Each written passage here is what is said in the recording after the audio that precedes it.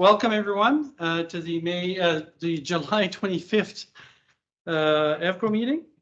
So let's go to the agenda, and if we can get the agenda, come on, there we go. Hey. Nothing. Anyways, so the agenda for today is we're going to start talking about the drag racing on Model 3P. So I don't know if Lawrence is online or not. I don't see him. If he's not, well, I'll talk about it then. So Lawrence did some racing again at Louisville Speedway. So we'll talk about his results there. Then we'll give you some project updates from EVX as usual.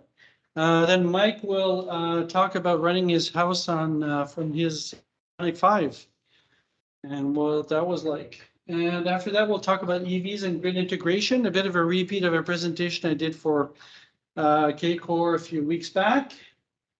And then we'll go to the EV news and past and future events, okay? And of course, roundtable after. So again, CAA, thank you to CAA for sponsoring the wrap on the EVX trailer. They've allowed us to actually have that wrap, so it's great. And it's looking good. So, okay, so let's go to the first. Sorry. No, just leave it like that, okay? Okay, so, first topic is Lawrence was supposed to be here in person. Unfortunately, I don't see him, so I guess he's not here. So for those who don't know, Lawrence loves to drag race his Model 3. He's got a Model 3 performance, and he actually won this big championship. It's a regional championship that happened in Louisville. He won in the semi-pro category. So you want to read through? I got it. You got it? Okay, it's okay. Craig is going to worry about admitting people. Okay. So, so Lawrence, early in July, I don't remember the day, the 2nd or 3rd of July. He was at this race at Louisville and won $2,000 for the first time. He actually, I guess it's July 3rd, and that's what it says on the check there. So he won the race, semi-pro race, and he did 1/8 of a mile in 7.32 seconds and 102.97 miles per hour, which is the equivalent of 175 kilometers per hour. In 7.32 seconds, so that's pretty fast. I wanted to talk to him today about the, I've noticed that the wheel in front and in back are different. And I was wondering what that was, but hopefully we'll be able to talk to him soon about it, and we'll be able to get more information. But anyways, congratulations to Lawrence on that. And there's a few videos. I don't know why the clicker does not work. You didn't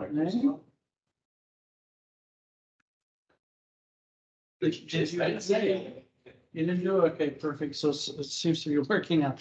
So so here I've got some video of the races, which I'll try to show one of them, just in case it works in I'm not sure how well it'll work on Teams, but I'll just show one of them here.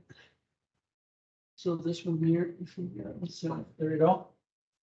So this is as he starts the race. It doesn't seem that fast in the video, but in the race, I think it's pretty fast.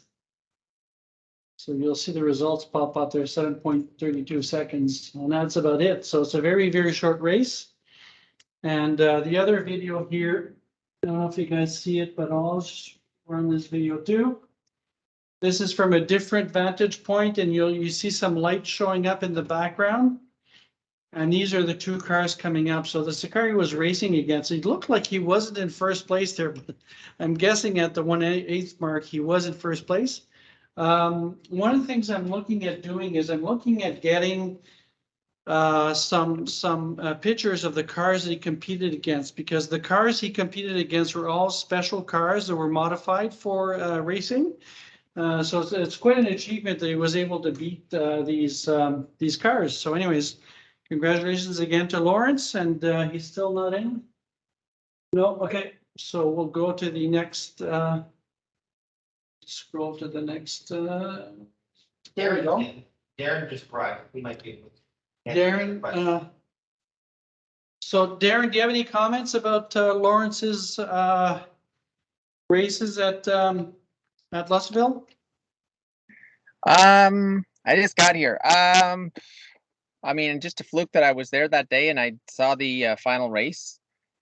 So he, from what I understand, he had to beat out probably like 40 some gas cars from all over Ottawa, Toronto, maybe not Toronto, Ottawa, Montreal, Northern Ontario. Like it was a big regional event.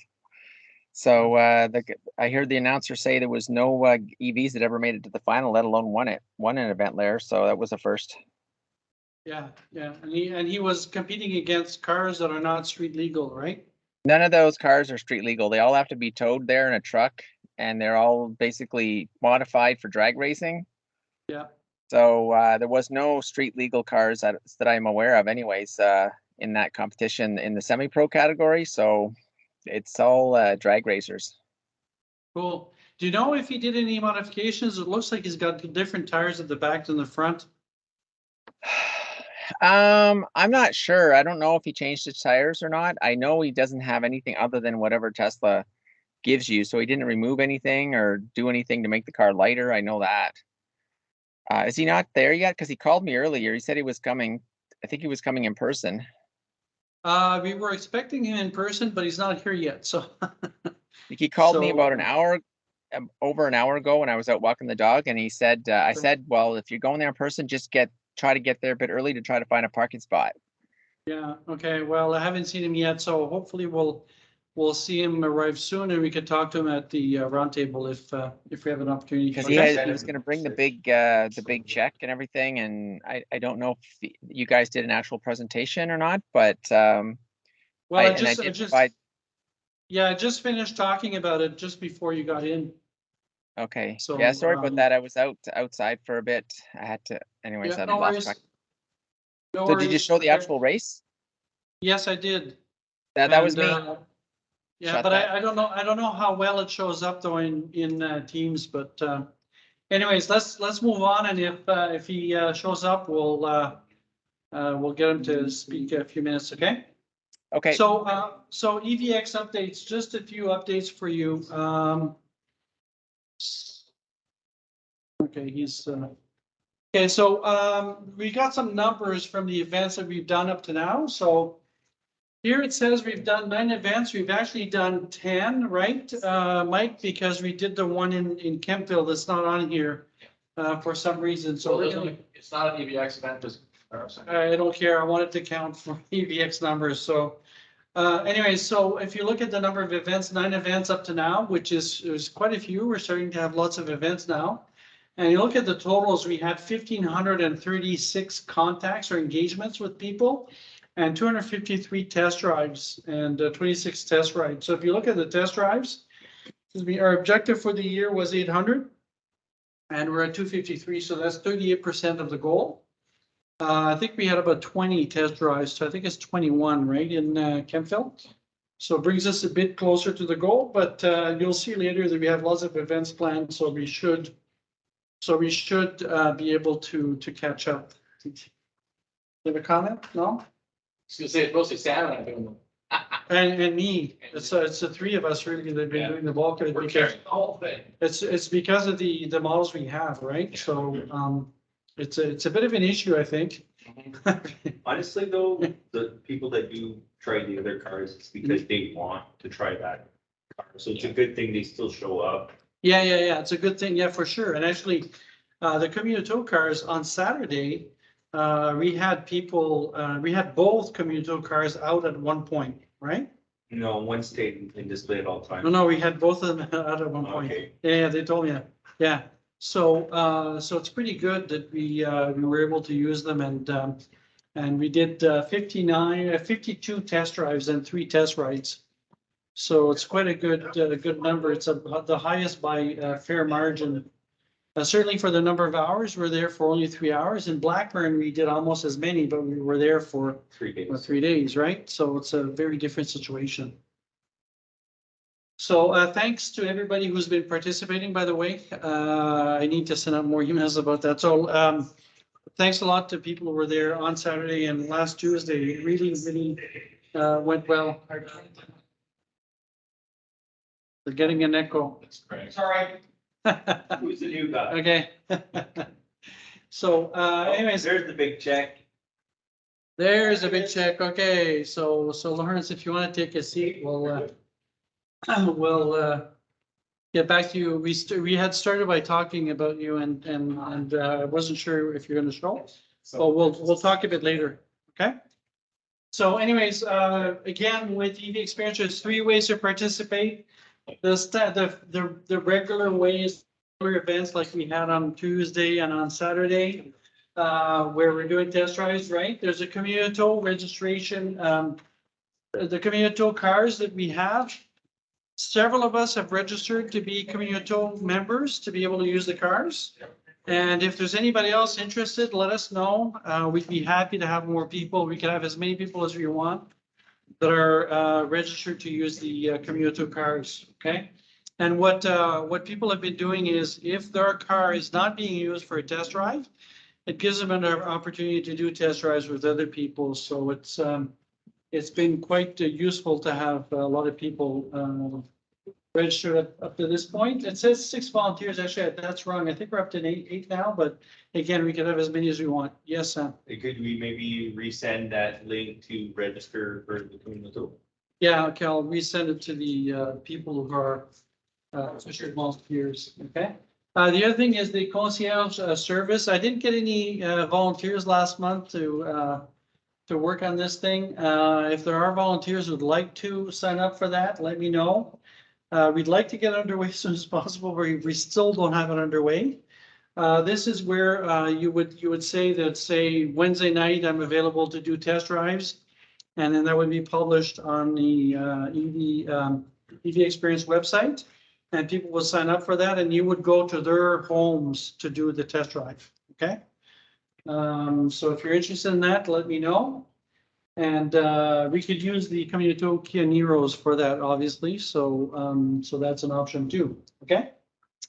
Powering through the storm. Mike?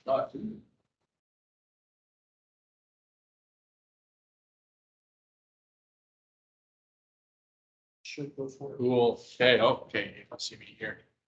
All right. Thanks, Raymond.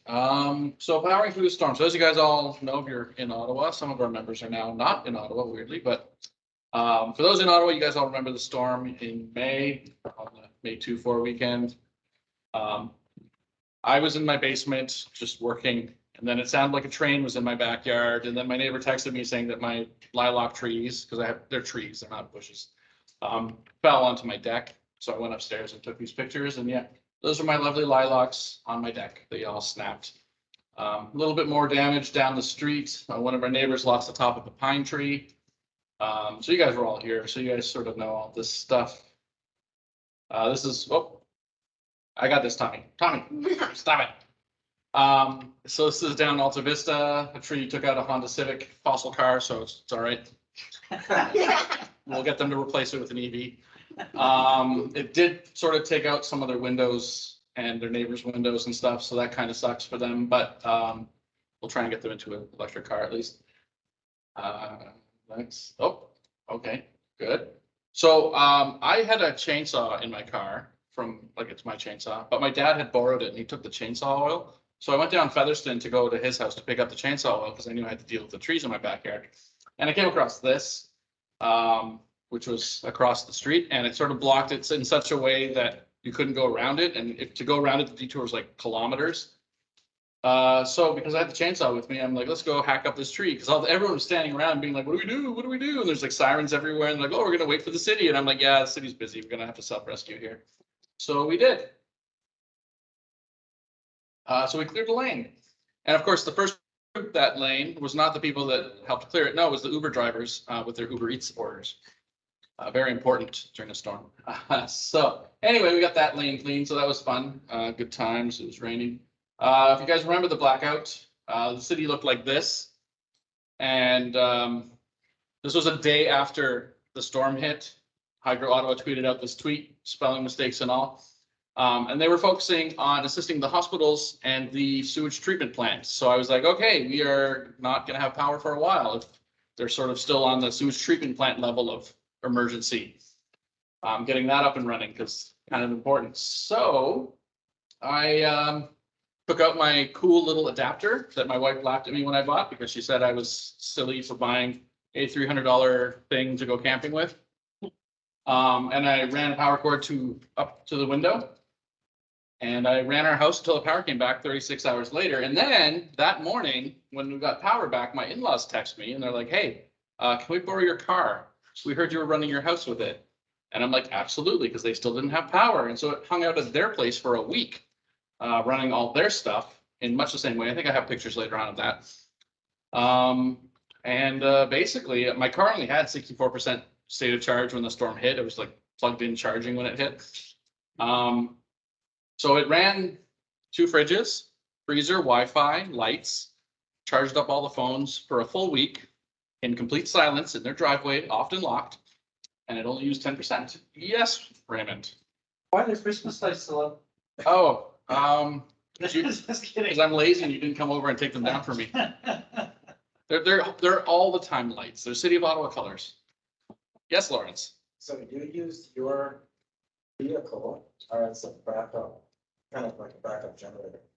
Yes, exactly like a backup generator. So my car can produce a 1.5 kilowatt circuit, like AC circuit, like a normal household circuit, which is what a lot of generators do if you buy them at Home Depot. Except my car could do it for weeks in silence with no pollution. Whereas my in-laws, their neighbors have generators are all 1.5 kilowatt, and those had to get filled up every 8 hours with gasoline.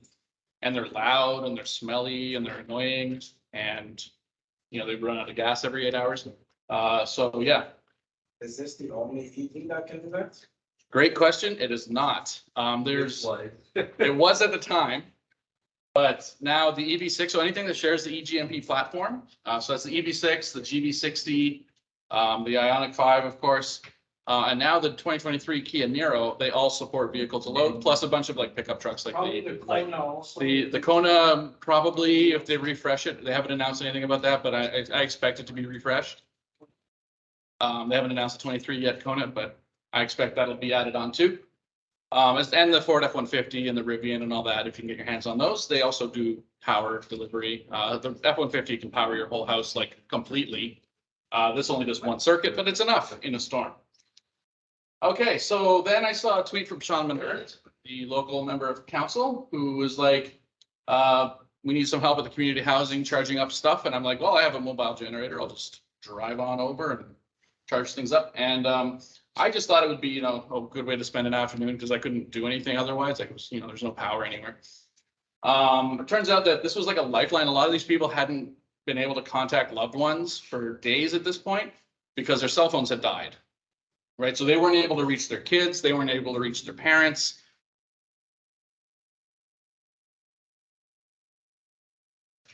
And no cell phones, so they were super grateful to charge up. And I just put a power bar and charged up everything. So that was a good way to spend an afternoon. This is my in-laws' house, so you can see it's running underneath the garage door. And then inside there's a bunch more extension cords because don't look, Sam. It's quick and dirty. Emergency situation. We just ran extension cords everywhere. Nothing caught fire, so I think we're good. Despite there was a bucket of water right next to it. The other car that we have is the Leaf, and so that was our runabout. So while the Ioniq was busy, you know, powering things, the Leaf was our other car, and I found out on PlugShare that Coventry still had power. So we would just go to Coventry and do a fast charge, and there you go. And the cool thing, Tommy. The cool thing about EV chargers compared to gas stations, right, is that gas stations don't work when there's no power, right? So the ones that do have power, everybody goes to them, but then they have a finite amount of gasoline in the ground that they can sell before they run out. It's like a physical good, right? Fast chargers, if they have electricity, they don't run out of electricity. They'll be able to power as many cars. So unlike a gas station where you're like waiting in line for 2 hours and for your turn to fill up, and then you get there and it's, oh crap, they're out of gas. And they jack up the price. And they jack up the price at the same time. With the EV charging station, you could wait there for 2 hours And no problem, because as soon as you get to the charger and it's your turn, there will always be electricity, right? If it's powered on, it's powered on. So that's one of the benefits that people don't realize about EV charging is that it works. The chargers are still working during the Yes. storm, correct? Correct. Some, Some. Most. So on PlugShare, it's crowdsourced. So on PlugShare, you could see which ones weren't working and which ones were working. And so you would just go to the one. So I put out a PSA on the Facebook group saying, Coventry's open. You know, if you guys need a charge, they have power, go for it. But that's the cool thing about things like PlugShare, where it's crowdsourced data, is that you can tell the ones that are online because people have reported it. So one thing you don't mention in your presentation, I think, is that there was an article in Globe and Mail where they talked about your case. Yeah, that came out after I made the presentation. I'm recycling this, sorry. But yeah, so I got interviewed by the Globe and Mail, and the journalist was funny because she told me after the interview that she was tasked to find a story about hardship for EV owners. Like, you know, the storm lost power, you have an EV, it must have been terrible. And I was like, actually, it was super easy, like barely an inconvenience. So she was like, yeah, I'm gonna have to rewrite this whole story. But yeah, and it's great because she Yeah. did, the story was quite you did, the positive. story was really good afterwards. Yeah, and Raymond was in it too, and a bunch of other people were interviewed. So I mean, she got a few details wrong. Like my in-laws don't live across town unless you think 2 blocks is like across the city, but whatever, it sounded better. And yeah, so stuff like that. But anyway, next slide, my kid has run away. The clicker no function. He may have played with the- Come on. Oh, there we go. It works. A little slow. It's Windows, gotta give it time. So anyway, lessons learned. When your wife tells you you're an idiot because you bought a $300 adapter for your car, you're not an idiot. It's just the storm hasn't happened yet. And when the storm does happen, you're a genius all of a sudden. Also, living more sustainably isn't a hippie thing. It's a survival thing now because climate change is happening. And that's a picture I stole from the internet, actually near Alta Vista, like where I live, of the storm front as it came through. And there's a question here. So that adapter, I mean, essentially it's an inverter, right? You're getting DC out of a car. Kinda. So the adapter actually is just a circuit board Okay. and some electronics. Okay. The inverter is actually on board the car, right? It's the same one that they use for charging that they can use for discharging. They just made it a 2-way inverter. I guess it's called a rectifier when it's going backwards. Okay. So they just use the built-in inverter that every EV has for when you charge the car with AC power. Okay. And Hyundai Kia just made it go backwards. And then the adapter just does the handshake to make sure there's no faults, whatever. Okay. Current limiting and all that good stuff. Are there any questions from the internets? where did you buy that adapter? I don't really want to go through the story, Sam, but Surgeoner had it, and they were very good about that. They seem reliable. They were pretty reliable. Yeah, so Surgeoner reached out to me and told me they had one. They put it aside for me the next day, and I had it. And I know something about EV. And they know a little something about EV. So if you're looking for an EV in the Ottawa area, it wouldn't hurt to go to Surgeoner. I didn't buy my car from Surgeoner. I kind of wish I did, but whatever. They don't sponsor me. They reached out to me to sell me Just had something. a good experience. Just had a good experience. So the other end that comes out of the adapter, it's just AC and you Yeah. run directly to whatever you're trying to. Yeah, it's just a 3-pronged outlet, just like a normal household. Circuitry of your house or anything. No. You just run an extension cord, quick and dirty. Okay. Yeah, Tommy. What dealership should you not go to? Yeah, we're not gonna do that. You can talk to me later if you really want to know. This is recorded. This is recorded, it's going on the internet. We're not gonna badmouth anybody. Lawrence, you had a question? I do. How many days were you out? So we were out of power for 36 hours-ish. It was like a day and a half kind of thing. My in-laws were out of power for a week, right? It was like Sunday to Sunday or whatever. It was like a long time. And so this 300 adapter sounds like a lot of money, but it saved over $1,000 worth of food because it kept all the fridges running in 2 households. And then actually 3 households because I actually ran an extension cord across the street and did my neighbor across the street because he has a Ram 1500 and I saw him out there with an extension cord, like going to his truck.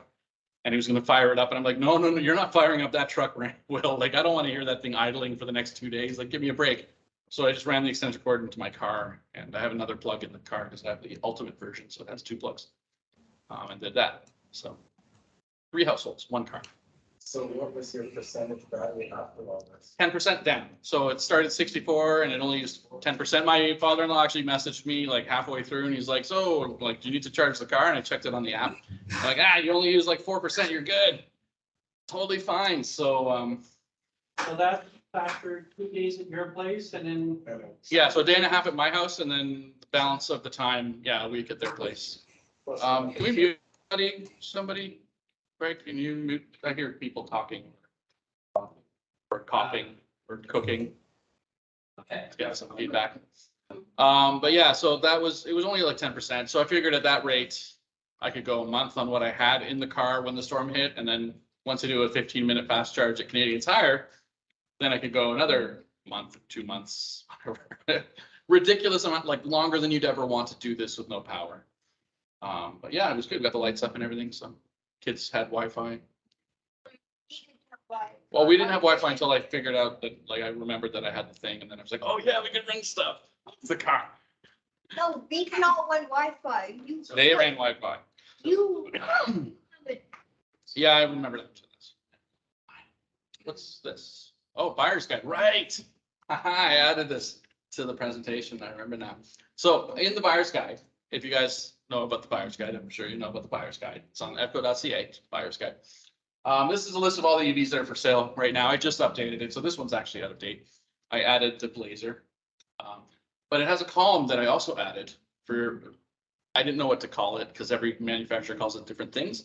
So AC power / generator, AKA V2L, you get the idea. It's powering stuff instead of taking power. And so this is a column that is new that will tell you if the vehicle can support some sort of offloading of electricity in the case of a blackout.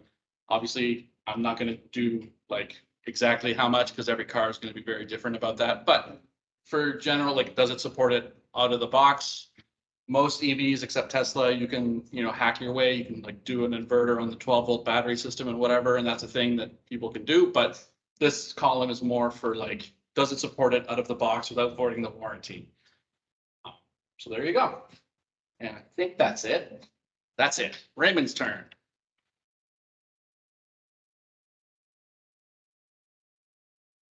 Thank you, sir. So, so if you want, yeah, thanks. Well, thank you.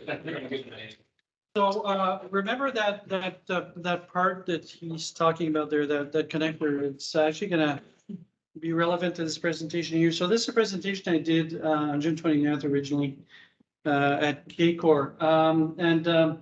So what I'll go over, in the presentation, I'll do a recap of the presentation I did then. So I'll talk about the power grid and how it works, to give some context, and I'll talk about the speed of change. So a lot of people, and we've talked about this before in our meetings, a lot of people don't understand how fast transitions could happen, right? So we'll talk about some examples there and bring it back to solar, wind, and batteries. And then we'll talk about specific numbers for Ontario. And then we'll talk about policy implications. Those are perhaps a bit less relevant here, but anyways, we'll talk about them. So the power grid. So if you look on the right-hand side, that's more or less what a typical power grid looks like. There's a whole bunch of different components that are working together, and it's similar to in a way, it's similar to Mike and Sam, similar to a water distribution system where you have these pipes or these wires that move electricity all over the place. So if you have a switch on and there's a device and it could use electricity, it will use it, right?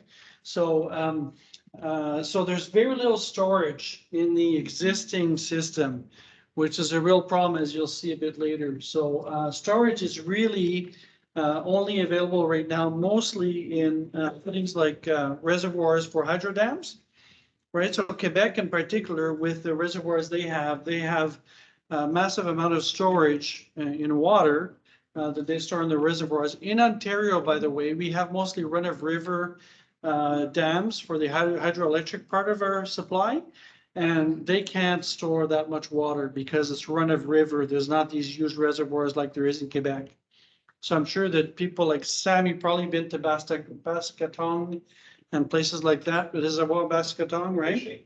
They're very, very large reservoirs, very large lakes created by reservoirs or created by dams that are reservoirs. But anyways, there we go. So, okay, no, let me control it. So the legacy model, if you will, is that you have at the top right, you have large centralized production facilities, okay? And you have a distribution network. So all those wires you see, the transmission wires you see that are unsightly, you know, people don't like to have them near their property because it doesn't look nice, right? So, and actually, there was an example in Vermont where they just had a plebiscite, and actually it's a non-binding plebiscite, but Hydro-Quebec is trying to build a transmission line through Vermont to go to Massachusetts and New York. And Vermont, they don't want it because they don't want this ugly transmission line on their territory in their backyard, right? So these transmission lines are always difficult to get permitted for and to actually build. And like I said, there's limited storage with the hydro reservoirs, right? Demand and supply, that's important because in the electrical grid, demand and supply has to be balanced at every second of every minute of every hour of every day of the year. Okay, you have to have an exact, more or less exact balance between supply and demand. And that's quite significant because that means that when people are starting to charge their cars, let's say all together at midnight, which has been a bit of a problem because clocks are very precise and people, when you set it for midnight, everybody starts at the right time at the same time, so it creates a spike. What you have to do is you have to produce something somewhere to account for that, right? So it's difficult to do. And also the frequency must be maintained at 60 hertz, okay? And all of the devices have to be on the exact same frequency. Otherwise, they cancel each other out and cause all sorts of issues, right? So Sam, I'm oversimplifying things a bit here, but just to get it. 50 to 60. Hey? Go 50 to 60. We produce 60 in this region, but the states are at 50. The states are at 50? Okay. So how do you make money in this market? Okay, so this is where things become interesting. So there's different ways to make money. One of the ways is to supply power. So you generate electricity and you sell the electricity. People pay for it, right? But there's other ways of generating money in this type of an environment. There's what's called standby dispatchable power. So those are things like the gas plants in Ontario. The way they work is they're there and they will be started up only if we need the capacity. Otherwise, they're not running. But the province is paying for the fact that they're there, able to provide capacity on demand, okay? So there's a way you could make money by having a source of power that could be dispatchable, okay? You can also make money on frequency regulation. So a lot of larger entities, they help with frequency regulation in a number of ways, and they're paid for that. Okay, it's not generating power, it's frequency and regulation, and they're getting paid for that. Okay. Can you, okay, just look, oh, perfect. Okay, so here, if you look at on the right hand side, that's the I can't remember, that was around the 29th of June. That's what the mix in Ontario of supply looked like. Later at night, actually, I can't remember the time exactly, but anyways, you can see that most of the load in Ontario is actually carried by nuclear. Okay, so on nuclear though, it's off or it's on. Okay, there's no in between, right? So nuclear reactors, what you want to do is you want to run them all the time, 24 hours a day, and have them produce as much electricity as possible. Okay, coal plants, which we don't have in Ontario but exist elsewhere, they take literally hours to power up. Okay, so if you have a spike in demand, you have to be able to predict that, and actually I'll show you predictions for Ontario in a few slides. But there's ways to predict that and to power and start up the power plant in advance, so they're ready to generate when you have the demand, right? Hydro takes minutes or seconds. It's quite a bit faster, but batteries, I think, isn't it? Can you put it down? Okay. So yeah, peaker plants first. So gas peaker plants are what's being used in Ontario to meet intermittent demand. Okay, so when we have peaks in the evening, especially, peaker plants are turned on, and they take minutes to ramp up to respond to demand. So next, okay, solar. Well, solar, it generates when there's sun, right? It's as simple as that. You don't get solar generation at night. You only get it when there's sun. When there's clouds, you get less performance, right?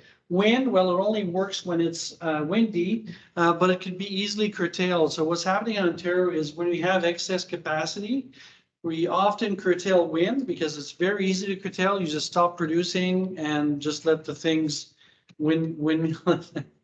It's the term they use for planes, but they just let the windmills feather, yeah, and don't produce electricity, right? Can you go down one? Okay. Batteries, lithium-ion batteries in particular, well, they offer a sub-second response. Okay, so if you need to have very fast response to increasing demand, batteries are actually the best solution out there. Okay, because they're very fast and they're very good also to help with frequency regulation. But they're expensive if you're going to build them just for that purpose, right? Next slide. Next, okay. So one myth that we've talked about before is that EVs will cause the grid to collapse. Okay, that is absolutely not the case, and we won't talk about it that much today. But bottom line is the current grid can handle 30% of the fleet being electrified, and in the best case scenario, according to the numbers that we have, which I'll show later, we expect to have 30% of the fleet electrified by about 2030. Okay, so there's 8 more years to get more capacity to do other stuff, right? So we have some spare capacity at night that's wasted. Water is wasted, and wind energy is curtailed. So if we're using smart charging, what we could do is we could take that energy that's wasted and actually use it for charging cars, right? In particular. Okay, and the other thing is, sorry, just go back for a second, just one more. Okay, that last point there, distributed energy resources. So let's say that we had batteries, and you're probably reading my mind here, batteries distributed all over the place, right? Within the grid everywhere where people are using electricity. If you use those as a source of power, you don't need to build big transmission lines, right? So you're using power from your car to your house or to your business or whatever, okay? So you don't have to install so many upgrades to the transmission grid. And also gives you a more resilient system because you have capacity local to the demand. So you're not, if the big, for some, during the storm, there was one of the big pylons that was destroyed there at Maryville on Hunt Club. Yeah. There's 4 of them collapsed. 4 of them. Okay. So that probably, they probably shut down the whole line for that, right? Yeah, most of Orleans was out because of that. Okay.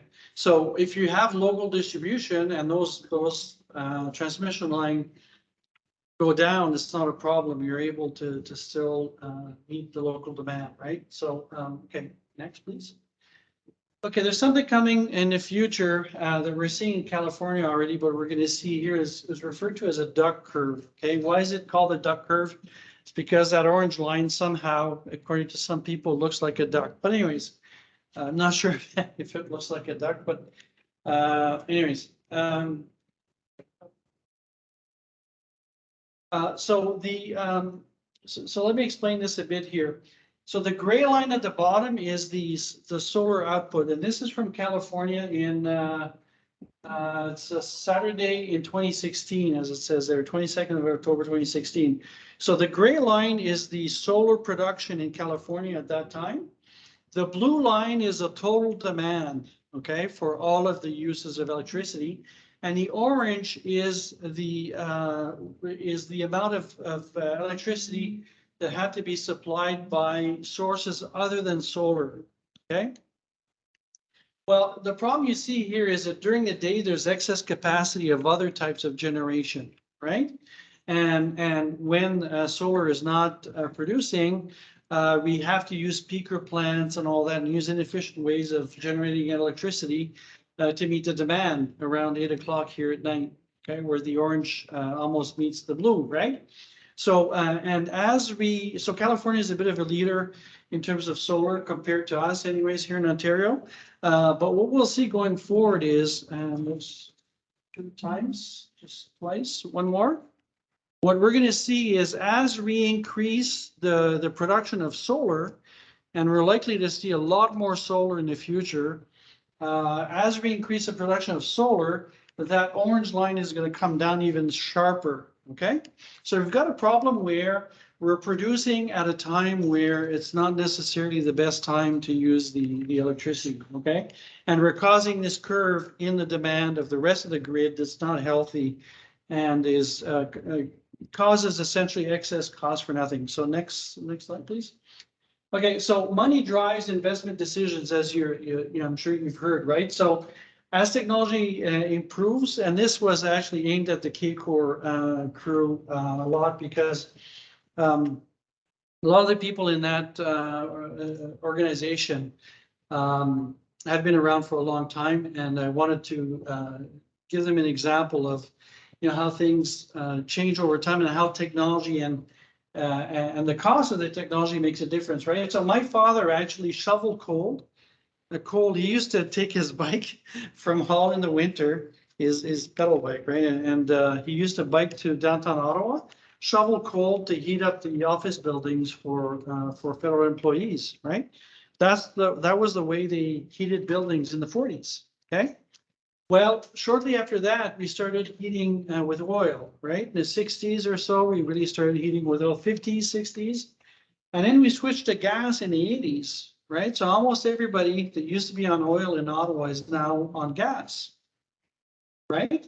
And in the future, heat pumps are going to be more cost effective, and we're probably all going to switch to heat pumps. Heat pumps are not just cost effective, but they're much better for the environment because they don't emit greenhouse gases, right? So next. Sorry? I just got mine. You just got yours installed? Great. So one of my favorite sayings is, don't ask a barber if you need a haircut, okay?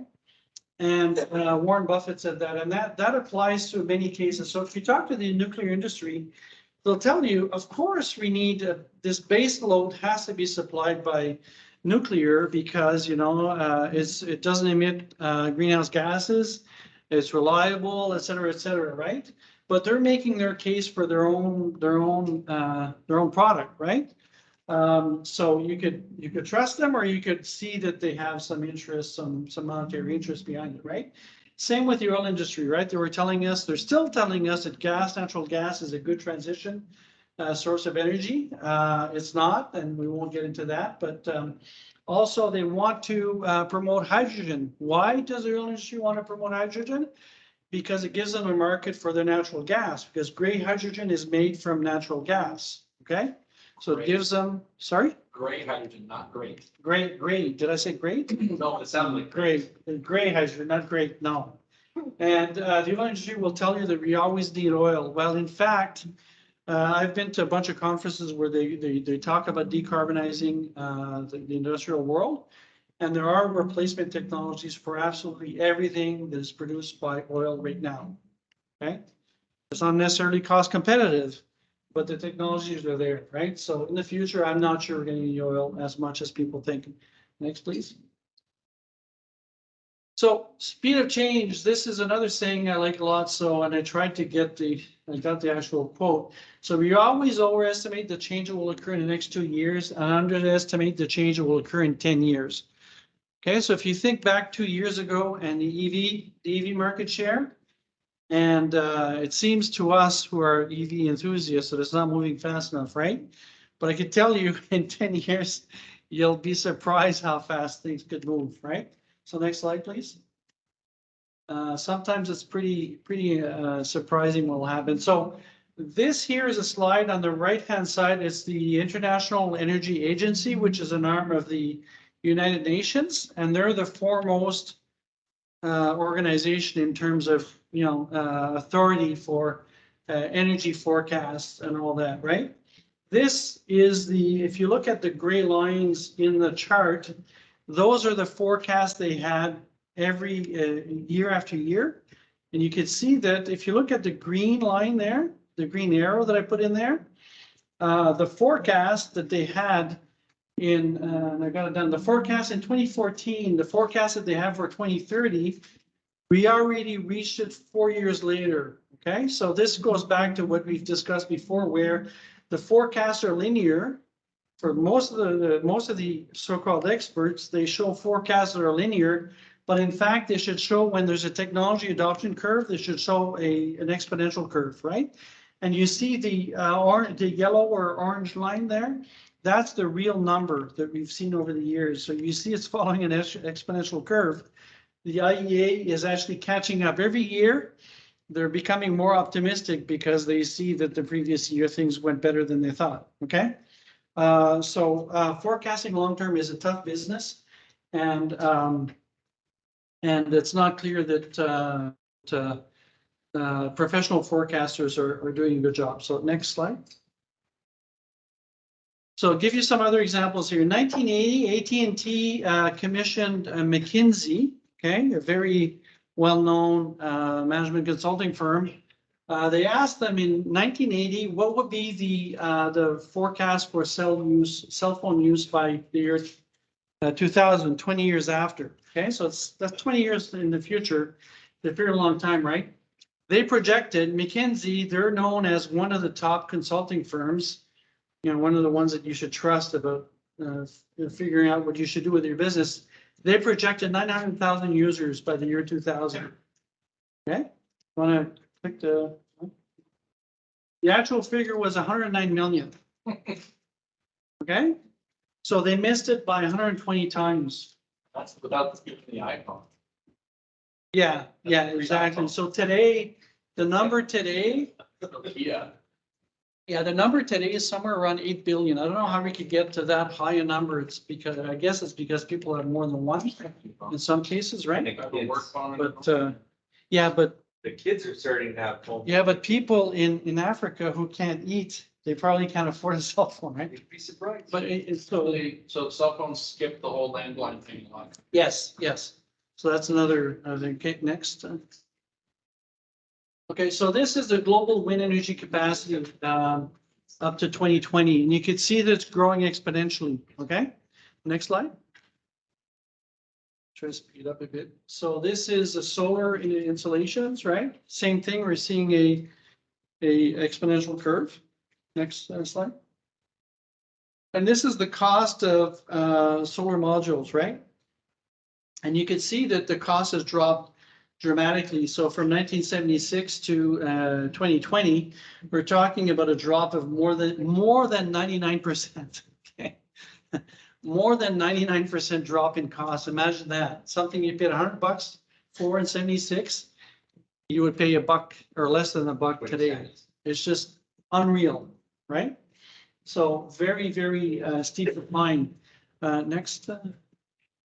So the decline is so much that this is the newest coal-fired power plant in Australia, and the owners of the plant have determined that the plant is now worthless because alternatives, i.e., solar and wind, are cheaper than keeping this plant operating. Okay, so it's having a really major impact on stuff, and actually.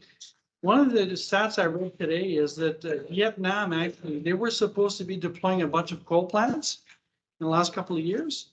They're actually number 3 worldwide for deployment of solar now. So they've canceled coal plants and they're deploying solar. Yes. Do we know when this was created? This, I was looking for it. I'm not sure. It's in the I believe it's in the last 5 years or so. It's quite recent. Okay, it's quite recent. Photos 2012. Okay. Oh, the photos 2012. Okay, so it's a bit more 10 years. Okay, so I'm not sure exactly when the plant became operational. Okay, so same thing. 2009. Okay. So lithium ion battery prices, we talked about this before, right? They dropped dramatically, right? Over the last few years, they keep on dropping still. Next slide. And what we're seeing is a corresponding increase in demand for batteries, right? Next slide. So the bottom line bottom line is that solar and wind are the cheapest source of electricity just about anywhere on the planet right now, okay? And prices continue to drop. They're still dropping. With LFP batteries and other stuff that's happening, we're seeing dramatic decreases in prices, and they're outcompeting every other source of electricity, okay? And of course, solar, you could put solar everywhere on every roof, right? There's a lot of places, parking lots, for example, you could put a canopy and put solar panels and all that. We have plenty of places where you could put solar, right? Next, but they're intermittent, right? This is where EVs become the solution, right? We need storage for the electricity. So next one, yeah. Yeah, so the EV market, as we discussed before, is growing exponentially also. Go down again. I think I have a slide on that. Okay, so here, this is a study that was done by, Plug and Drive in Toronto. Okay, and what they were trying to look at is I think it was Plug and Drive anyways. What they were trying to look at is the value of having at work charging where there's vehicle to grid integration at the same time, okay? And anyways, whoops, go back there. Okay, so what the graph on the right shows is that the cost, that's the cost of using EVs for storage, okay, compared to other things like gas plants to generate electricity. The cost is very, very low, right? You have a battery in your car already, and if you use the battery for some other purpose, it's not going to cost you more for the battery, right? It's already there, okay? So typically an EV has about 60 kilowatt capacity, roughly, right? So for bidirectional charging, that $21 you see for EV mobile storage, that's for bidirectional charging. So if you look at the F-150 Lightning, you could buy from Ford a device that will allow you to do bidirectional charging. And that's the type of thing you would have to pay for, right? You need a transfer switch, you need a bunch of things, right? It's much cheaper than natural gas, right? As you can see at the left, that's a cost for natural gas. So it's about a third or less, a quarter of the price. And a few terminology things here. So V1X is demand shifting. So if you look at cars today, every EV today has some ability of some type to schedule the charging, right? So phase one of doing this integration would involve doing V1X so that you'd be able to determine when cars charge. And for those of us who've been driving EVs for a while, it'll be at night essentially for most cases, right? Although when we get enough solar and we get to certain times of the year, like the shoulder seasons where air conditioning is not an issue and heating is not an issue, we'll have an overproduction of solar that we'll want to store in the cars during the day too, okay? So it'll depend on a bunch of factors. V2X is offset to other loads, okay? And the problem, so the V2X means taking energy from the car and bringing it outside somehow. So Mike talked about V2L, vehicle to load, right? So V2X is a generic term for that. V2G is vehicle to grid, right? The thing is, with V2X, support that functionality. So the adapter you have is some way of supporting that, right? It doesn't allow you to integrate to the grid though, but it allows you to extract energy from the battery, right? Next. So a bit of math for EVs in Ontario. Okay, so naive EV users are probably going to plug in their car when they get home and they'll have it charged right away, right? So the problem with that is if you look at the graph on the side there, that's actually a graph from, I can't remember when, it's actually October, it says right there, October of last year, the 22nd to the 29th. Actually, if you scroll down a bit.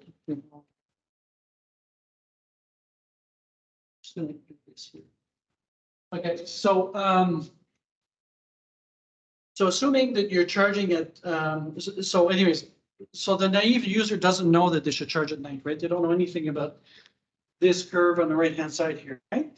And you can see where there's an arrow, a green arrow there, that there are peaks, right? That would be in the evening I think that's a Friday night, that one, we'll see later what date it is, but anyways, there are peaks in the morning and peaks late in the afternoon, early evening, right?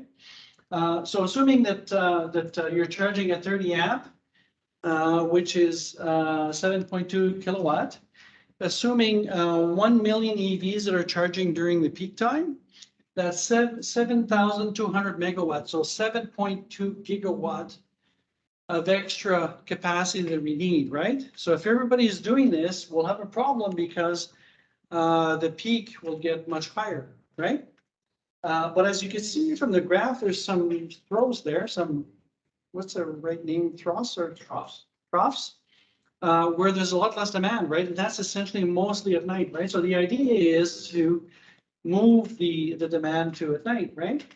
So if you look at 10 million light-duty vehicles in Ontario in 2040, that's more or less what we're expecting according to our numbers, right? We should have the full fleet electrified by 2040. And I think there's a bit more than 10 million vehicles in Ontario, but anyways, that would be 72 gigawatt that we would be using at the same time, right? I mean, I'm really assuming worst case scenario, right? But 72 gigawatt is actually something like 2 times or more than 2 times the full capacity of the province's power grid, okay? So we would have the regular load plus EVs, so 3 times essentially the load that we have now.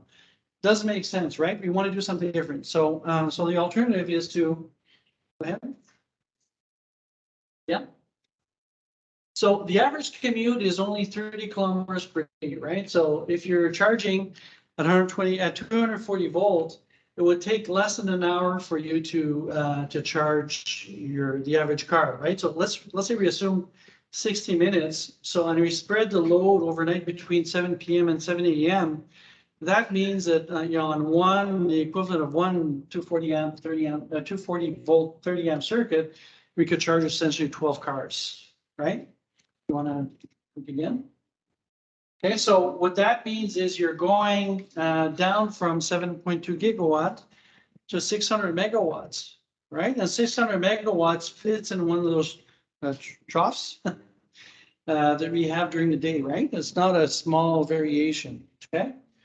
Again, and if we look at our forecast, by 2030, we expect somewhere between 4 to 6 million light-duty vehicles will be EVs. Okay, by 2030. Go down again. So, and by and there's about 10 million in Ontario. So that is, so let's say that the 10 million vehicles were EVs. We would need about 6 gigawatts of capacity to be able to charge all these cars if we're spread it overnight, right?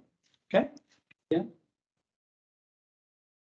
So if we're using vehicle to grid for peak shaving, so here what we would do is, instead of having to have generation capacity for the peaks, we would use vehicle to grid to feed the grid back, right?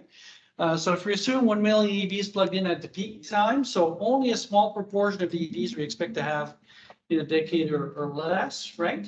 And let's say that each of them draws only 2 kilowatt for 2 hours, okay? So if it's 2 kilowatt for 2 hours, that's a total of 4 kilowatt, right? And if you have a 60 kilowatt battery, that's a very small portion of your battery, right? So you get home, you use some capacity during the day, on average 30 kilometers. So that's, you know, I don't know what that would translate to in terms of kilowatt, but it would translate to maybe 5 kilowatt or something of the sort.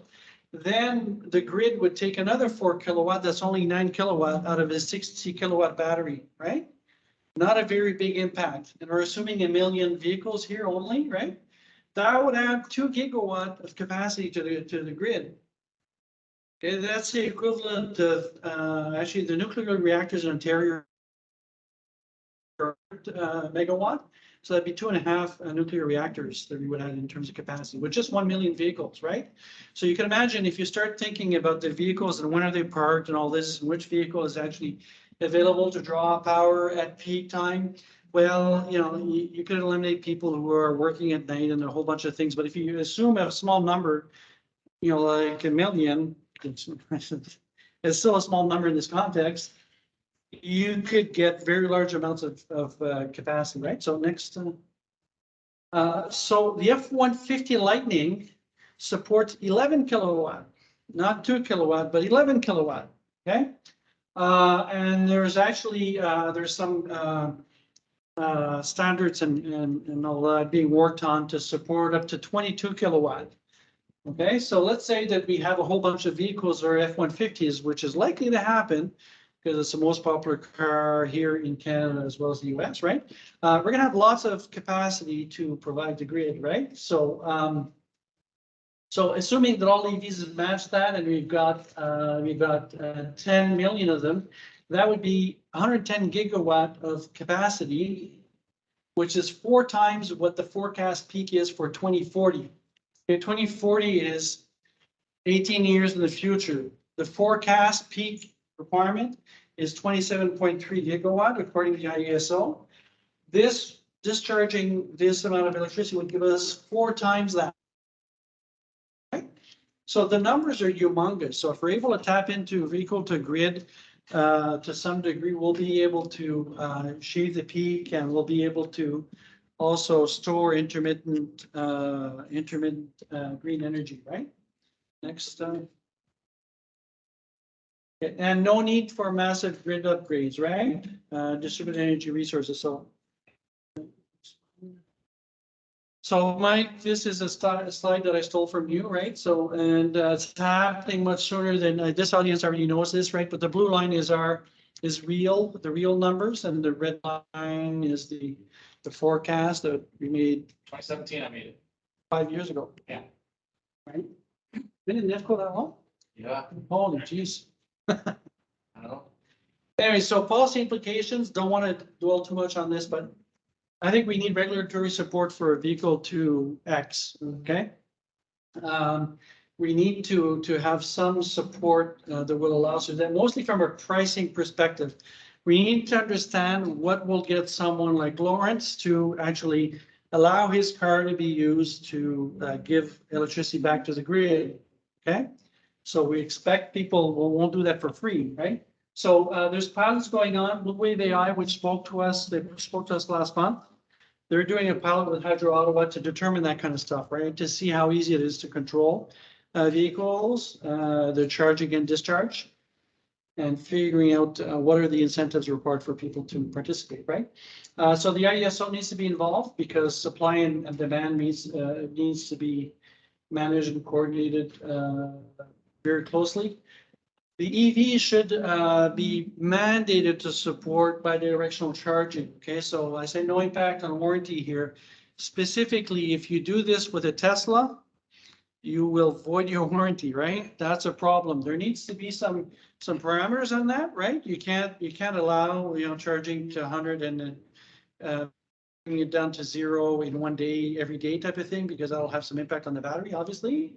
So there needs to be some parameters, but we need to have support where it's mandated that this is supported without affecting warranty, right? And charging stations also must support bidirectional charging. I say at a reasonable cost. The reason I say at a reasonable cost is if you look at what the Ford F-150 Lightning has, the cost is $6,000 US for the device. It includes things like some stuff, extra stuff. It's still $6,000 US, which is not, I think it's too expensive to me. Everybody to have that, right? Is there any? I think there's another. And that's it, I think. Oh, just one last thing. So I thought this was interesting that this is the. Oh yeah, okay. So this is. There's 2 different articles. So on June 9th, to ban the sale of by 2035. Okay, next. And then the next one is interesting. Okay, Exxon, right? He said that by 2040, every new passenger car will be electric. The oil guy is saying this, okay? I think it's going to happen before that, but him saying that's going to happen in 2040 you know, people are really starting to understand that the change is gonna happen, right? So, Yeah, by, right? So that means if it happens earlier, he's still right. yeah, but the point is, he's actually saying that the transition is gonna happen, right? Yeah. So it's a big step in the right direction. So Mike, back to For the you news. for the news. Any questions? We should get a weather girl when you guys. You know, weather, yeah, Girl? we need Well, women and. Weather Sorry, person. you got a question, yeah?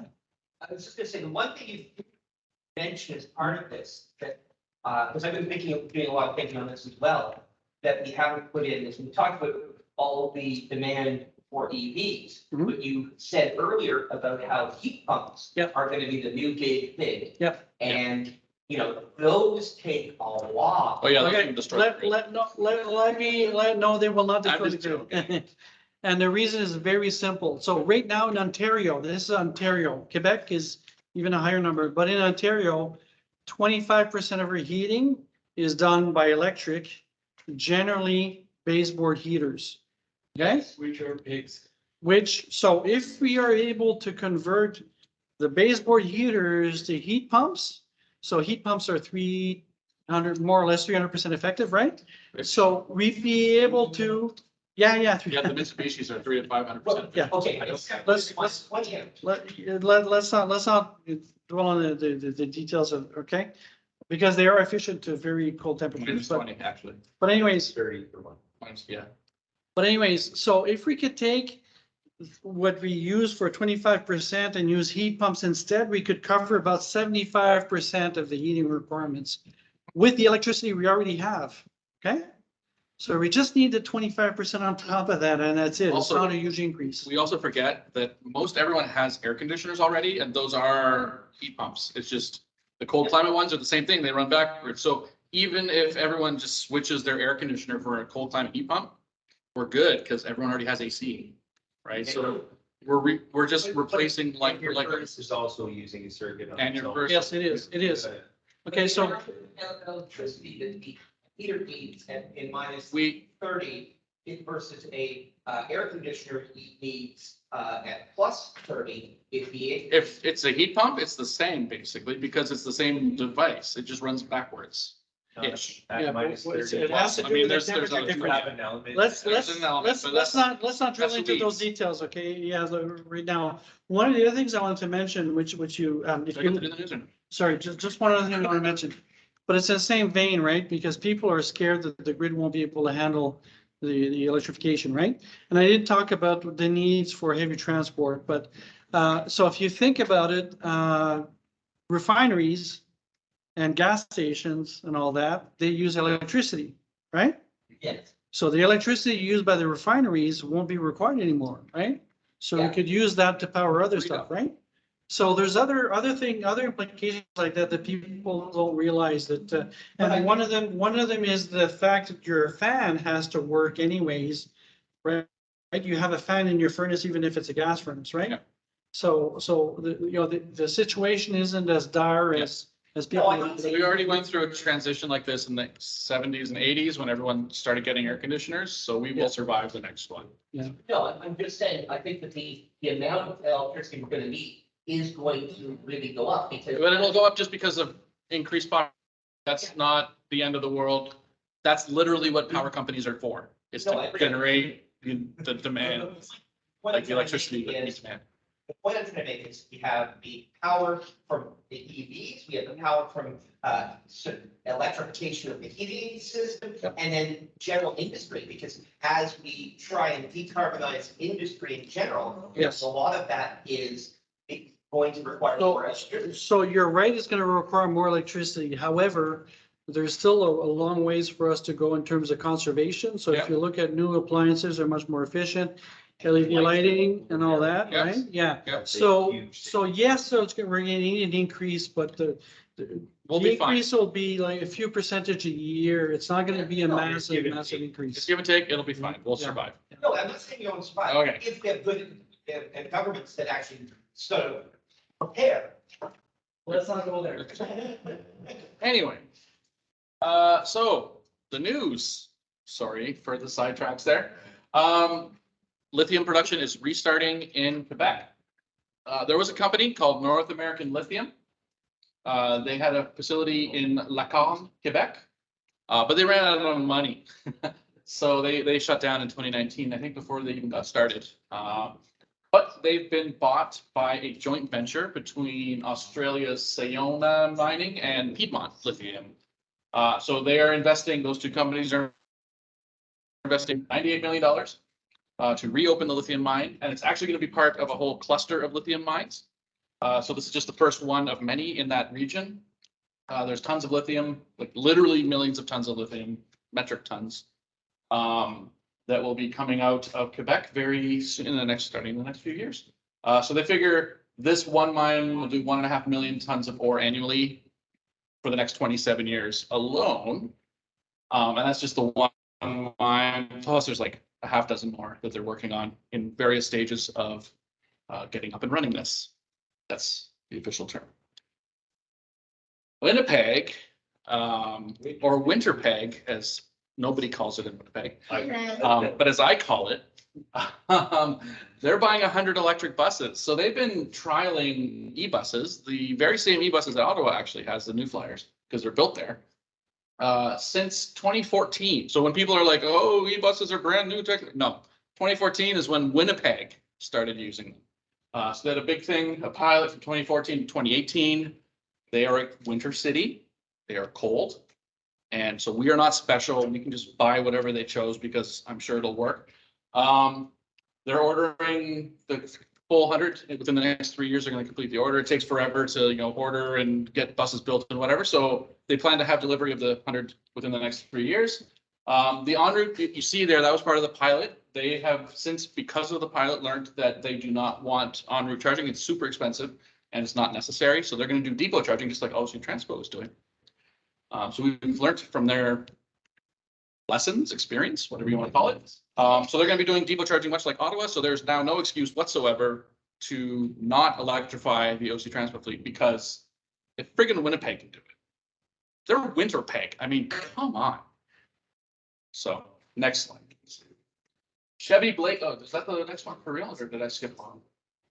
No. Okay. Chevy Blazer. So this is kind of cool. They're 50,000. They start at 51,000, but it's an EV. The range on the top end one, second from the top, because the top one was sport one. The second from the top one will do 515 kilometers to a charge. That version has a 190 kilowatt charge speed, so it's not terrible. It's pretty good, not too shabby. All of the trims, if you want like the details on which one does what, because it's a little complicated. It's all in the EVCO buyer's guide. Deliveries start next summer, which is great. So pre-orders are still open. I don't think they've run out. So if you are looking for an EV and you want one before next summer, you might want to get on the list for this one. Just saying. That's how I got my Ioniq 5. You get on the list and you do it as soon as you can. Or you get on early and often. Or you skip the line completely like Sam and just luck out. But I mean, if you want one and you know you need a car by next summer and the Blazer looks okay to you, I would put money down if I were you. It's a refundable deposit, whatever. Do what you want. There is going to be department can now buy something that's electric. Mitchell, could you? Yeah. Hybrids. Hybrids are gas cars in disguise. They can replace the Ford Exploders with these guys. And that'd be cool. So it's going to be based on the SS model. So I don't know if we want police and SS necessarily to commingle with words, but whatever. Wow. Yeah. Well, January 6th trials going. It's going to be a sporty, fast, cool car. So it's going to be dope. So there you go. That's the Blazer. My parents owned a Blazer. It was a gas one. It was not great, but maybe the electric one's better. Meet the Ioniq 6. Speaking of new cars, this is a sibling to my car, the Ioniq 6 is obviously after 5. As promised in last month's meeting in the news, Hyundai launched the Ioniq 6. It didn't include pricing, so we don't know what the pricing will be, but we do have some basic idea of what it can do. They didn't actually release a lot of information. They just did a lot of pretty pictures and like interior stuff. So it's gonna be on EGMP, so we can assume it's a 77.4 kilowatt hour battery pack because that's what that is. It's a shared platform between EV6, GV60 and the 5. It'll also come in probably rear wheel and all wheel drive, just like the other ones. The current range is an WLTP, which is the optimistic European one. But they say it has 610 kilometers, so you can knock a chunk off that because WLTP is a little out to lunch, but it'll probably be better than what the Ioniq 5 does in the best because it's more aerodynamic. It has a 0.21 drag coefficient, which is better than I think even Tesla. It's up there with the Mercedes expensive thing. It'll support V2L and of course through charging because it's EGMP. So I think it looks great. I know Nicola thinks it's ugly. I think it looks awesome, but I had whatever, laser eye science. surgery, so I It know looks it's like- ugly. I don't know what he said, but I heard mumble, mumble. I heard mumble, mumble, but And I. I said I had Laser laser eye eye surgery, surgery, so so Oh, I yeah. know it's ugly. oh, laser eyes. You need touch-ups on it. Yeah, it's true. My glasses, I broke my glasses in half. These are my backup ones and everything's a little blurry. It's fine. It reminds me of a Porsche. It does. Thank you. Tommy correctly points out it looks kind of like a Porsche from this angle. And also it's got the very, cyberpunk interior, but whatever. Toronto FedEx. It's not actual FedEx, it's a contractor. The contractor is Coutone Transport. I don't know. Apparently FedEx uses a lot of contractors. And the one in Toronto got its first XOs. I don't know how to pronounce that word. There's too many vowels, not enough consonants. Okay. But it's an electric step van. It looks exactly like every other FedEx van, but you plug it in, as you can see in the picture. It's a US company that makes them. And the contractor in Toronto has 3 of them now in service.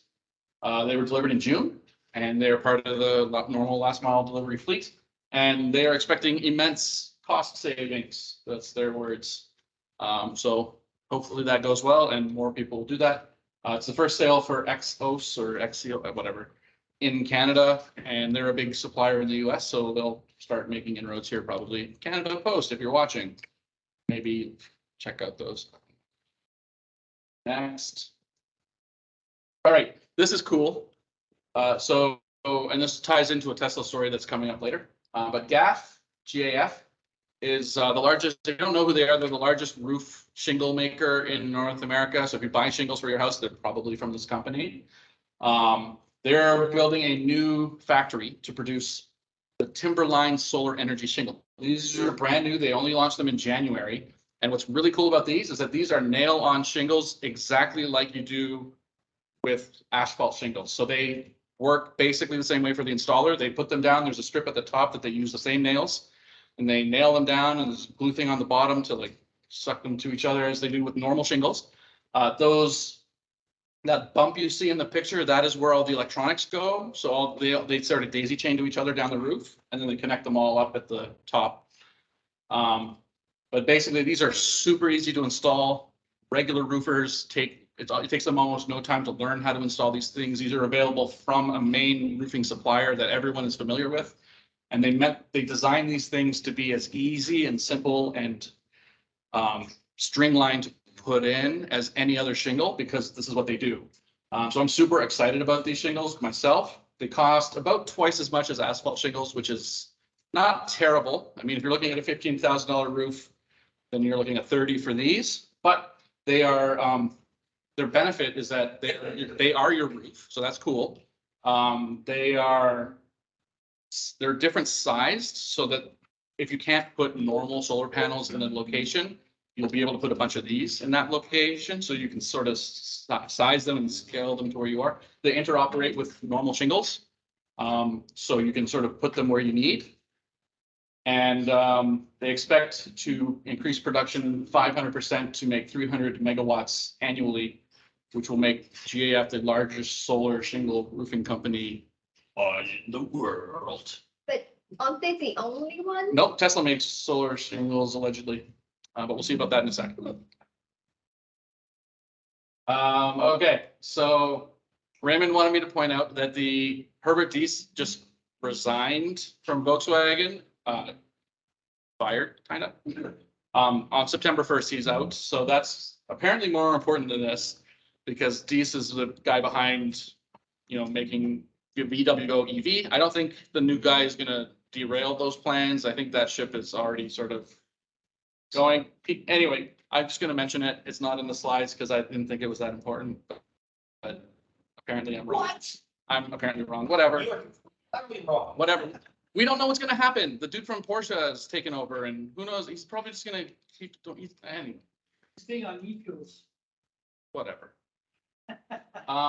Like they've just converted a bunch of factories to make EVs. I don't know if they're gonna like undo all that stuff. Anyway, what's really interesting for us in North America here is that VW has appointed Scott Keogh. He's the guy that was in charge of Volkswagen North America. He's now in charge of a new division, company, called Scout in North America. They're just standing up as a new thing. So he's taking that over from Volkswagen basically. And they are going to make electric pickup trucks and SUVs outside of the Volkswagen dealer network. So this is going to be its own thing. So keep an eye out for more news on Scout in the future. It used to be a company back in the dinosaur age when I was not born. And now it's coming back as an EV brand under Volkswagen's umbrella. So that'll be interesting to see. And I hope they do well because I want an electric Jeep. What? Sounds like a Mach-E. Sounds like a Mach-E. So, I mean, hey, whatever, if it looks like a Bronco, right? Like an EV Bronco, which would be amazing. So I'm excited for that to come. And yeah, we'll see what happens with Volkswagen in September. Maybe they'll go backwards and then go out of business. Next slide, please. Thank you. Okay, so Ford, speaking of Mach-E's and Broncos, they have secured 600,000 EVs per year worth of batteries. Which is a lot. I mean, it's not millions that they need, but they're getting there. This will support the 3 existing EVs they have. So you can see the numbers there. Those are from a slide presentation that Ford put out. So just over 250,000 Mach-E's, 150,000 vans, and 150,000 F-150 Lightnings. Not nearly enough to meet demand, but they're getting there. This is a good sign. They're also going to do 30,000 of a mid-sized EV for Europe or a mid-sized SUV for Europe. Unreleased at this point, but maybe they'll bring it to North America if we're lucky. Probably not. They're investing $50 billion, so that's real money between now and 2026, and they expect to sell 2 million EVs per year in 2026. So this 600,000 EVs per year is just for now. They are working on contracts for another 2 million EVs per year, and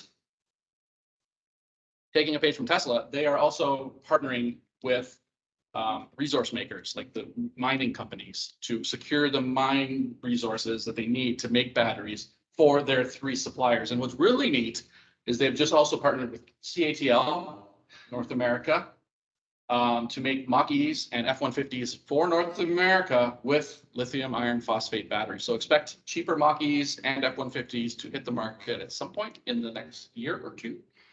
With LFP batteries, so you can abuse them. I would guess it would be the contractor version of the F-150.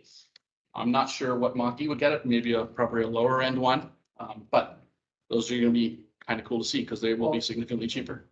Lower range too? Lower range, yeah, it would be lower range. It would be a lower end vehicle because the LFPs aren't as dense, but they are. Lower range.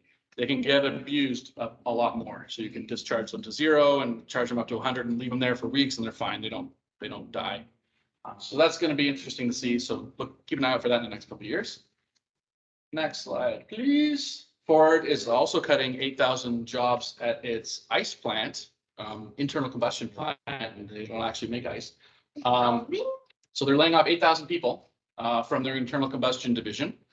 And they're doing that to invest further in EV development. So they're literally starting to move money from Ford Blue, which is their gas car company, into the E division, which is their EV company. Because a couple months ago, maybe, or one of the times in our meetings, I mentioned that Ford had sort of split into 2 divisions. There's the blue and then the EV one. And he was like, why are they doing this? So that I think it's so that they can kill off the gas car version. Because that looks like what they're doing. So yeah, those stuff, those cuts are from salaried positions. Yeah, they're starting already to move resources from gas to electric. So that's a good sign for EVs. Not so good for the people that actually work there, but hopefully they can be reassigned to the EV division and skills are transferable and whatnot. Hopefully. We all know Americans don't have the greatest social safety networks. Okay, now to the Tesla news. I've been accused of being too hard on Tesla, so I've got some happy slides for Tesla too. Show the picture, actually. Okay, what? Oh, I'm not showing this. Okay, so summer 2023, if you're waiting for a Cybertruck and you don't want an F-150 Lightning because you want something cyberpunk, next summer, maybe you'll 20th on Twitter, as always. But it'll launch middle of 2023, so you'll probably. But anyway, it's coming. There's hope. Don't fret. It's on its way. Next slide, please.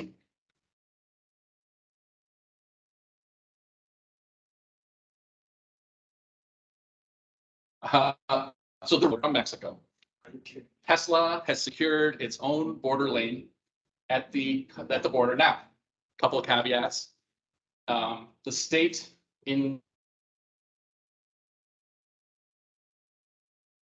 it only has a 9-mile border with the US. It has like skinny little border just to get to to Texas. The least used border crossing from Mexico. And it like normally the waits aren't even 20 minutes. So it's questionable as to why Tesla decided they wanted to do this. But basically they, how did they put it? They received a special incentive from the state government of in Mexico to have this special lane. So don't want to say bribery, but maybe. But this is, This is for suppliers. So this is for the drivers. I should make that clear. I hope it's on the slide is clear. This is for suppliers to speed up deliveries to Giga Texas. So this is for Mexican-based suppliers. They have a fast lane to Giga Texas, so they don't have to wait under 20 minutes to cross the border. But it's just kind of neat that they have their own sign and a lane. So there you go. And they're also looking to, I think what this also might indicate is that maybe it shows that Tesla's leaning towards a factory in Mexico rather than Canada, if they're making it so that they can transfer between the two countries faster. Guaranteed Canada Customs will not be giving Tesla its own lane. And it's a lot cheaper labor. Mexico. Yeah, so I'm thinking maybe Giga Mexico is going to happen instead of Giga Canada. They are looking for a new factory somewhere in North America. So there's only 3 countries in North America. So anyway, next slide, please. Okay, so record quarter for Tesla. They increased solar deployments 25% year over year, which is good. That means they're back to 2017 levels when they bought Solar City. So it's 106 megawatts installed. They did, however, stop selling Tesla solar roofs in most markets. So this increases the PV panels, not the solar roofs. They didn't actually mention the solar roofs at all in their earnings call, which is kind of interesting. So they have stopped sales and they don't mention it anymore. So I don't know what's going on with solar roof, but yeah, maybe they saw the GAF solar thing and we're like, crap, we didn't design it right. And they also deployed 1.133 gigawatt hours of battery capacity, some of which is at the IKEA and Pinecrest. I think it's a megawatt. I think that's what those megapacks are. I don't know. Yeah, I didn't. It's a megapack, so whatever that contains.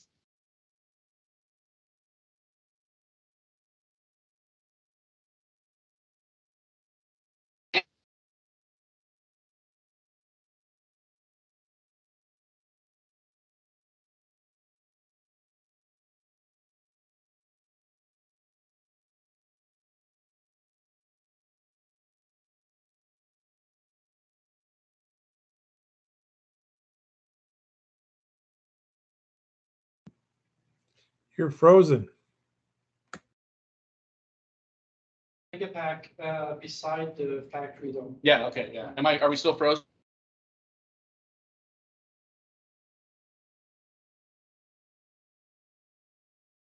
In the chat. You're still frozen.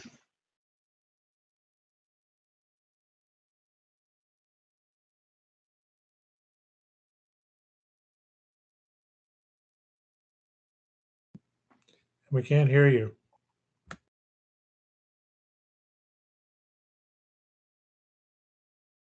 So you've been frozen for about a minute now. Stand by for technical difficulties. Tommy, do you want to move so that Randy can do Thank you, Microsoft. things? Yeah. I don't know what to see. Is your internet down? Back?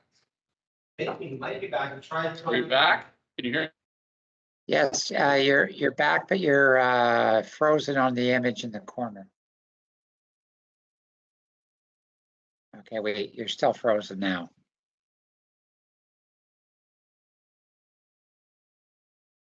Did we lose Wi-Fi? I don't know what to say. Perhaps if you have a lot of laptops open, you can put them on off the web and just have the server for you guys.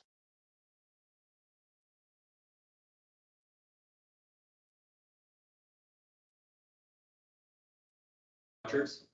Freaking Rogers. It's down, but we still hear them. Okay. It's glitchy. Okay, you want me to use my phone then? I'm gonna say. Okay, we're seeing and hearing you now. Hang on. Wait, it's an internet issue here. Poor network.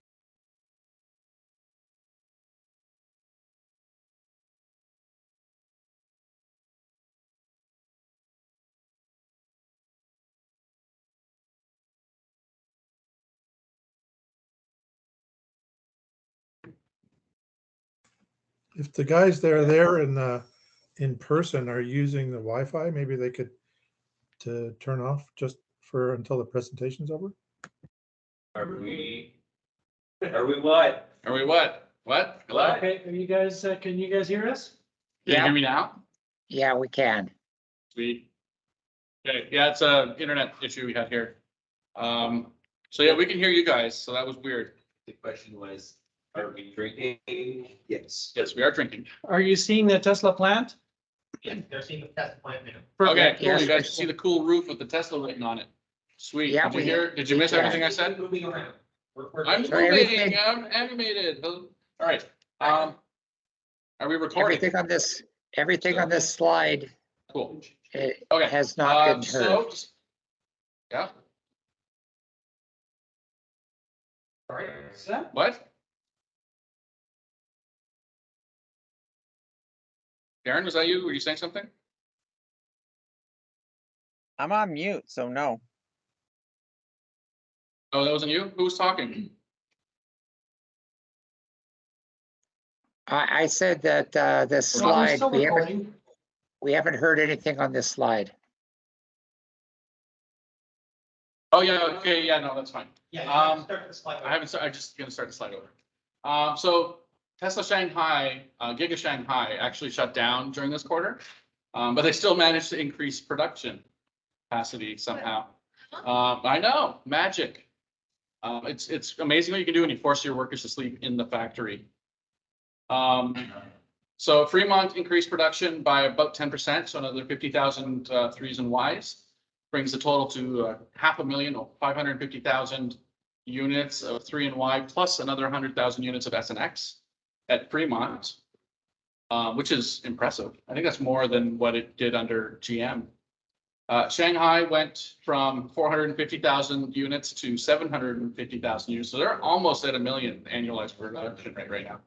They're 750,000. And Berlin is at 250,000 right now. They're still ramping. So Berlin is nowhere near done ramping. They will probably hit 1 million as well by next year. So I think. So good news for Tesla production. So Ford, that's 600,000 that you said they had secured. Yeah. That was for next year. So That's for the next year. Well, that's per year. But per year. So Ford is putting about 500,000 or a little over 500,000. Yeah. And so Ford's doing like 1 giga Shanghai. basically worth of production. Less than, yeah, whatever. Just under, but yeah. Whereas Tesla's still ramping, so, I mean, Tesla's gonna win, but Ford will get there, hopefully. Someday. They'll get 2 million a year EVs, and then they'll have to keep going because they make 2 million like pickup trucks a year, so they're gonna have to do all those. Next slide, please. Nope, you're on hang on. Oh, gotta do this. What happened? Cursor on. Yeah. I can't find the screen, I don't know where to. It's not up. It's on the side here. Ah. Okay. Oh, Raven time, Oh, just in time. what a coincidence. Thanks, Mike. Thanks, Mike. So we'll do the past and future events, and then we'll talk about your thing. Okay. Slides for this. I had some at the beginning. We can show the map at the beginning. We'll worry about it. We'll go back. Okay. So let's try to go through fairly fast through the past and future events. So we had a lot of events over the last little while. So Mike was at Green Drinks in July, talking about his, we need to get a different headshot for you for the. Anyways, he was talking about his experience with the Ioniq 5 like he did tonight at the Green Drinks. Next slide, please. Cars and coffees, we had 4 over the last month. July 23rd, we did IKEA, we did the Cars and Coffee at the same time, and actually it turned out really, really good because we had a bunch of vehicles on display that we wouldn't normally have, right? So lots of vehicles on Saturday, so it was great. Next slide, please. Should be. So July 1st at Petrie Island. Okay, I'll just go next slide, please. It went that well, eh? No, it's because I have it here also. So June 29th, I did the presentation I did earlier today at K4. Petrie Island, Petrie Island, we didn't do any test drives. The location wasn't fantastic, really. It wasn't the best placement on the site. We did talk to a number of people, and it was good kind of conversations, all that. Had fun eating a barbecue off of Mike's car. So Mike had his electric barbecue and we ate lunch. Ioniq still in the queue, by the way. You what? Ioniq is queue. Yeah, it's a cube. Oh, did I? Okay. You told me that last time. Anyways.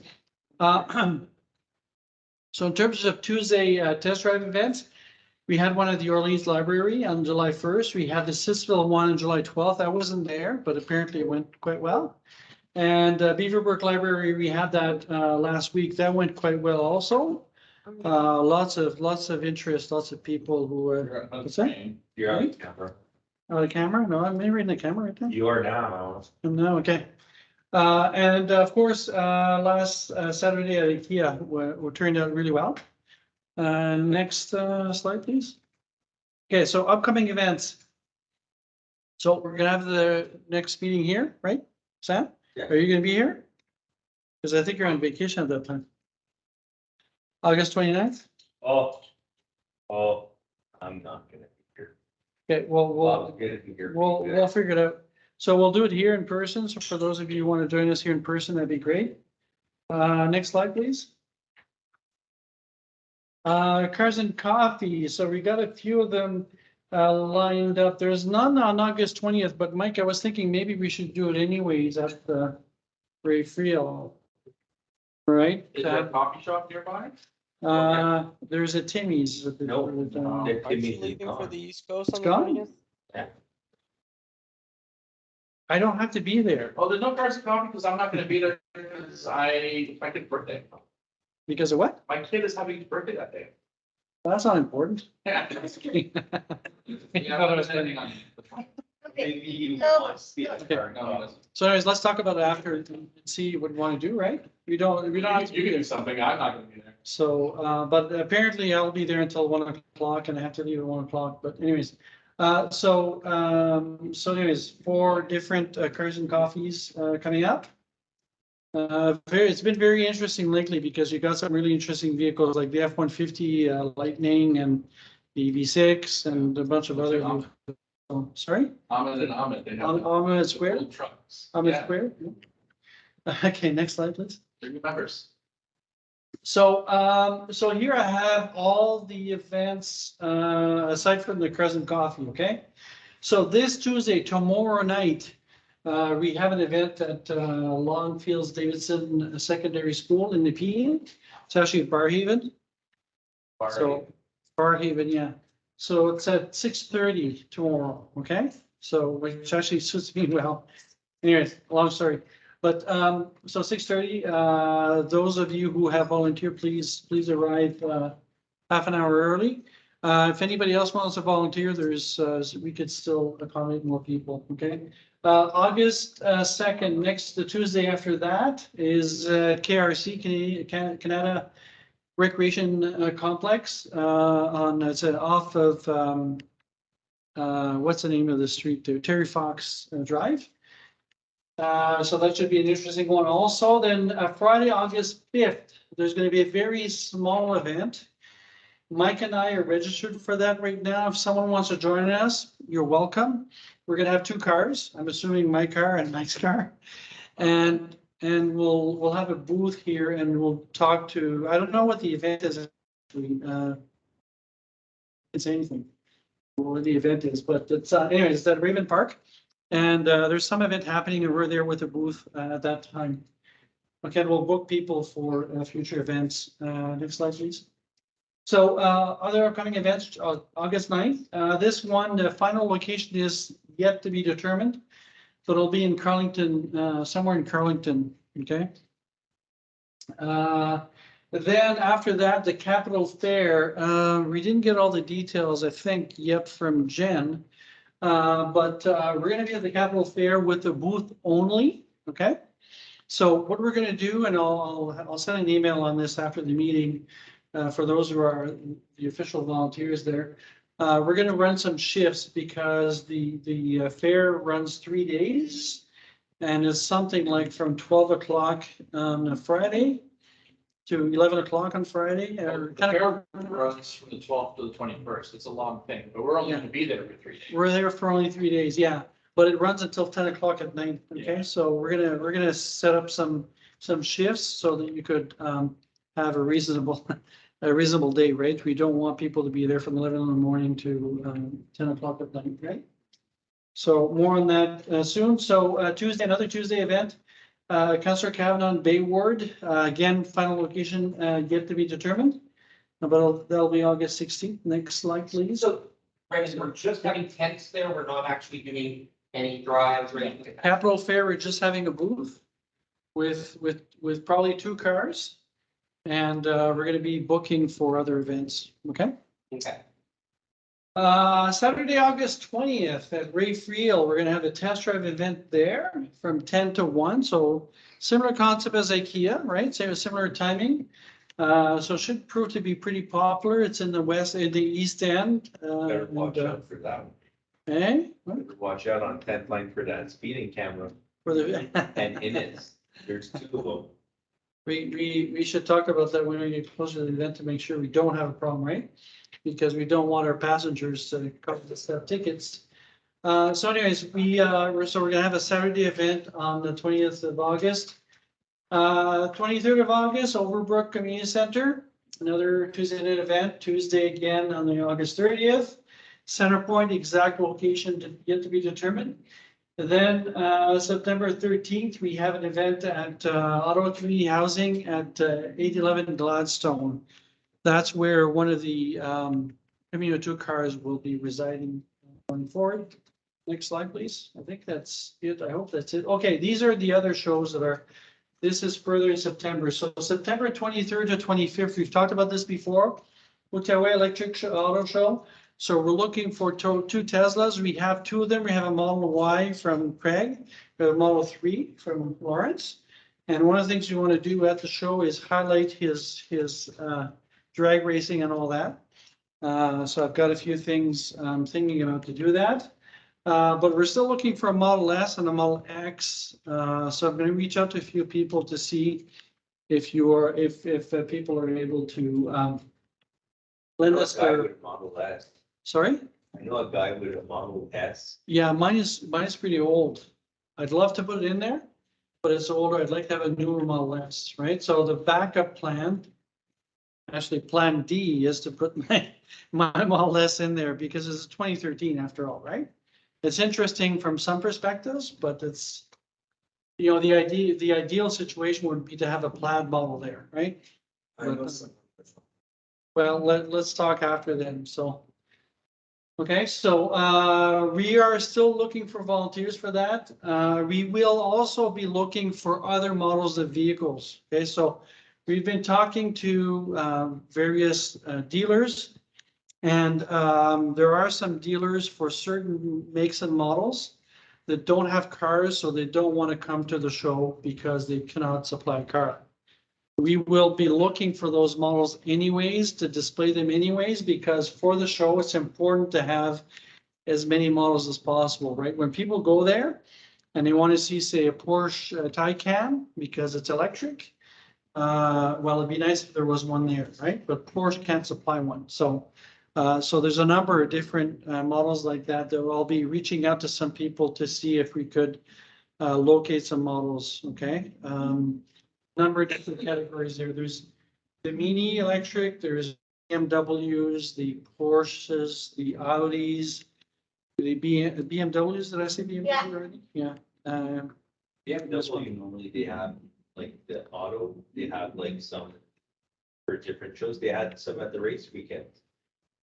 Maybe we could talk after, but I tried to contact them and they're not responsive. So, but we would prefer to have the dealers there, right? But if we don't have the dealers, we want to have vehicles from the public so that we could at least show them, right? We'll have an e-boat, an electric boat. It might be my electric pontoon boat that's there. That's the plan B, but the dealer who's going to be coming there is going to be, we are trying to contact Taiga. They're not responding, but the dealer that will be there will have either an e-boat that he'll bring, an electric boat that he'll bring, or mine. Plus, he'll have a few hybrid ATVs from a company called Segway. Not the same Segway as the whole thing is Segway Industries or Power Sports or something. They have hybrid ATVs that are coming out this fall that have a range electric only. They're plug-in hybrid. They have a range of 16 kilometers electric only. So for those of you who know someone who's using ATVs, in most cases, 16 kilometers is more than enough, right? It's not enough if you're going in the woods somewhere. But you also have full electric that have more range than that. Well, right now, the only ones that I'm aware of that are in the market are these things. I don't. We'll talk after, okay? So, and Taiga, which does the electric skidoo and electric sea-doo, they are not responding to our treaties. So, anyways, at the same time, we'll have on September 24th the Sustainable Showcase and EV Sustainable Fair and EV Showcase. It's now going to be from 10 a.m. to 4 p.m. I know I mentioned before that it might be later until 7 p.m. and all that, but we've actually, the organizer Nick has talked to Lansdowne Park and they want us to do the show from 10 to 4 p.m. We may start test drives a bit earlier, possibility. But what we'd like to do there is test drives and have a showcase of EVs, right? That's a Saturday for those. So for those of you who want to help us with both shows, there'll be an opportunity to do that, right? So I know in my case, I'll be going at 4 p.m. on the Saturday. I'll be going back to the Gatineau show because I'm running the Tesla booth there with the four Teslas, right? But if others want to help out, they're going to be, so the EVCO is going to be providing a whole bunch of vehicles that will be used for test drives. So if you want to participate in that, there'll be an opportunity. And I'll give you some information on how to do that in the next couple of weeks. But also, if you want to help out just to talk about the cars that are there, there'll be plenty of opportunities for people to volunteer for that, okay? So this is the first time we do an EV only show in the region. So we're hoping that that'll turn out well. We're expecting over 30,000 visitors. Okay, so there was, just for your information, there was a Salon du Livre, so a book conference essentially, French books only, at that same location that attracted 30,000 people. So if we could attract 30,000 people to see books in French, we should be able to attract more to see EVs. On the Quebec side in particular, there's more interest in EVs than there is in Ontario. Plus, they're going to be doing a lot of publicity in Ontario to try to attract people from Ontario as much as possible. Okay, so we're expecting a large crowd at that event. Next slide, please. I think that's it. Oh yeah, so again, we have it's not 9 anymore. I don't know what this is an old slide. But we do have a YouTube channel, and we would encourage you to subscribe to it. Subscribers always help. And we're putting all of our meetings on there and a few other little goodies. Next slide, please. I think we're at the roundtable at this point. Roundtable, okay. And this concludes the July 2022 monthly EVCO meeting. If you'd like to participate in our live discussions and meetings, you can visit us at evco.ca to find out when our next meeting is. It's the last Monday of every month. We also hold in-person events for test drives and other electric car related activities, so you can check out our schedule on evco.ca as well. All future meetings will be posted to this YouTube channel, and we have a bunch of past meetings on this YouTube channel as well. So if you'd like to keep in touch and keep informed about what's going on at EVCO, make sure you like, comment, and subscribe, and I'll see you next month.